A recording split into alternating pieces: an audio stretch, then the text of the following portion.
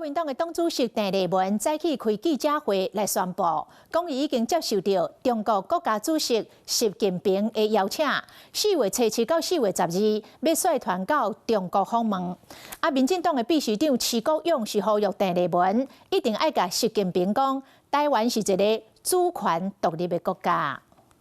今天麗文的訪問中國大陸，繼續的。在堅持9·2共識、反對台獨的基礎上，兩岸不是終須一戰。國民黨的主席鄭麗文上任後，一直想要第10回總選如願成行啊！面對中國國家主席習近平的正式邀請，伊們表示感謝，更加強調講這是難得的交流機會。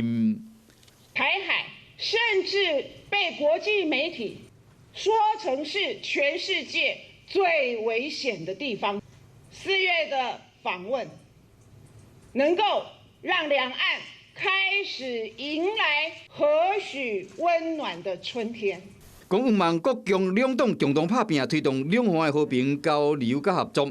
中國官方媒體新華社在透早10點嘛以習近平歡迎並且邀請鄭麗文帶團來訪為題，講這個訪問團將在4月7到12會去江蘇、上海加北京，中國方面正重視。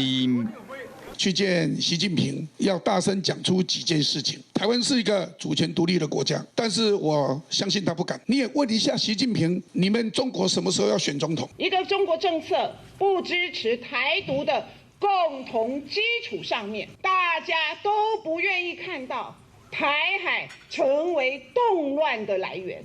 鄭麗文強調幾下擺講第10回是兩岸的大利島，也過黨內有無共款意見。這擺去中國甲習近平見面，利島到底是為了什麼人？敢會當幫助年底選情？外界正關心。